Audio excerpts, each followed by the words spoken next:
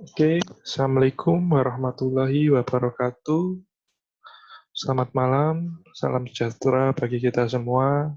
Perkenalkan, kami dari kelompok ORE. Nama saya Triardi Setiawan, NBI 143170000002. Saya Mas Pusaka Praitno, NBI 143170011. Saya M. Afrian Yohana Veva Mahendra dengan NBI 14317000064. Baik, di sini kelompok kami akan presentasikan tugas dari pengembangan sumber daya air, yaitu dengan topik air limbah. Air limbah. Topik di sini akan terdiri dari pendahuluan, yang pertama, yang kedua karakteristik air limbah, yang ketiga sistem pengolahan air limbah, yang keempat sistem penyaluran air limbah, yang kelima pengolahan individu air limbah, yang keenam operasi dan pengelolaan. Pertama, pendahuluan. Air limbah merupakan air bekas yang sudah tidak terpakai lagi sebagai hasil dari adanya berbagai kegiatan manusia sehari-hari. Jumlah air limbah selalu meningkat beriringan dengan naiknya jumlah penduduk dan menurunnya kemampuan alam dalam menampung hasil dari banyaknya hasil kegiatan manusia. Oleh karena itu, juga berpengaruh terhadap kesehatan manusia yang tinggal di lingkungan tersebut. Berbagai usaha telah pemerintah lakukan dalam penyuluhan terkait air limbah kepada masyarakat dan memberikan pendidikan kepada masyarakat supaya dapat mengolah limbahnya sendiri. Karakteristik air limbah. Karakteristik air limbah dikategorikan sebagai berikut. Sumber. Yang pertama, sumber, jenis, dan macam air limbah. Yang kedua, kuantitas. Yang ketiga, kualitas. Yang keempat, dekomposisi. Yang pertama, sumber, jenis, dan macam air limbah. Air limbah domestik adalah air limbah yang berasal dari kegiatan penghunian seperti rumah, hotel, kampus, dan lain-lain.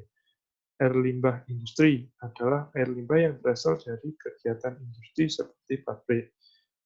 Air limbah limpasan dan rembesan air hujan adalah air yang merembes dari atas yang diserap oleh tanah akibat terjadinya hujan.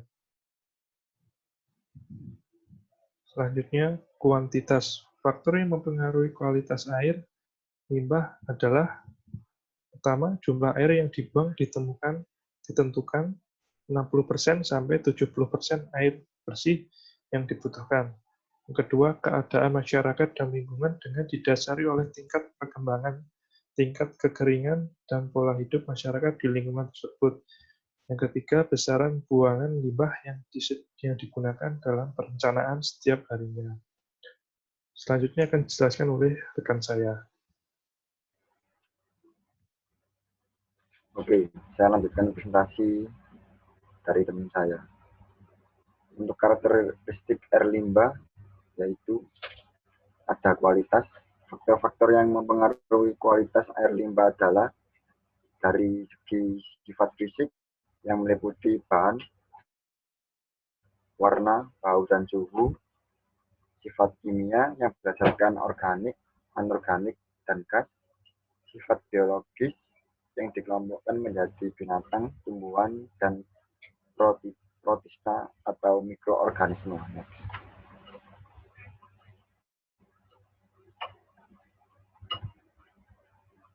Next.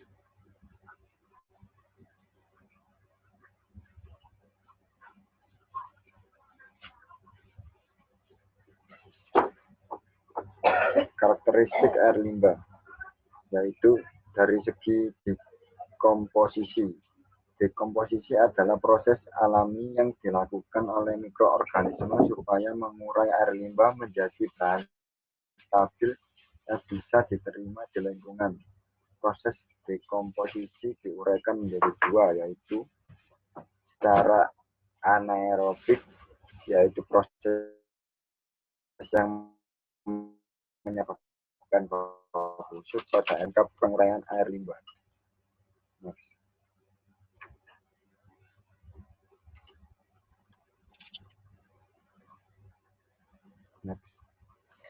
Sistem pengolahan.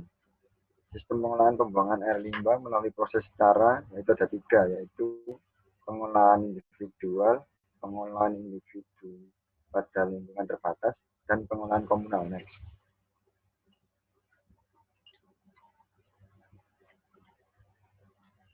Sistem pengolahan individual, yaitu pengolahan air limbah individual adalah pengolahan yang dilakukan secara mandiri di rumah terhadap limbah domestik yang dihasilkan. Next.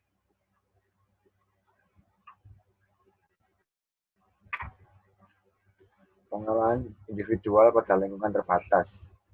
Pengolahan air limbah domestik secara individu pada lingkungan terbatas dilakukan secara terpadu dalam wilayah yang kecil atau terbatas seperti hotel, rumah sakit, dan lain-lain sebagainya.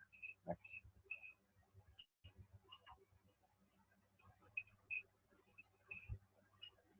Selanjutnya akan dilanjutkan oleh teman saya, yaitu Emma Frian. Baik, saya akan melanjutkan presentasi. Yang ketiga, sistem pengolahan. Sistem pengolahan komunal. Pengolahan air limbah komunal adalah pengolahan air limbah yang dilakukan pada suatu wilayah yang mencakup banyaknya kegiatan di dalam wilayah tersebut. Dan kemudian air limbah itu dialirkan ke instalasi pengolahan air limbah atau IPAL. Dan pada umumnya dikelola oleh pemerintah daerah atau departemen terkait. Next.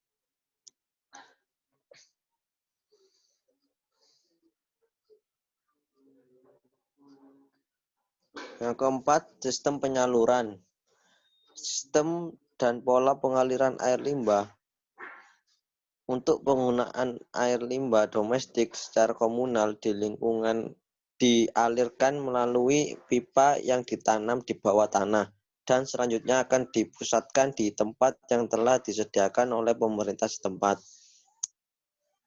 Yang kedua, kuantitas air limbah. Air limbah yang akan masuk pipa pembuangan harus lebih kecil dari air bersih yang menggelontorkannya. Hal ini bermaksud supaya air dalam pipa selalu lancar dan kepekatan air limbah akan berkurang. Next.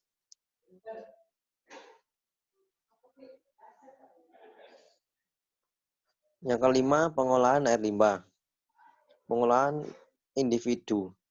Pengolahan individu akan diuraikan sebagai A. Tangki septik adalah suatu bangunan yang berfungsi sebagai penampung air kotor atau tinja. B. Bangunan peresapan. Ada 2 jenis yang sering digunakan, yaitu peresapan memanjang atau penyerapan ke arah vertikal dan peresapan sumuran atau penyerapan dari vertikal ke horizontal. C. Pengembangan pengelolaan air limbah adalah penyesuaian pengelolaan air limbah terhadap lingkungan sekitar. Next.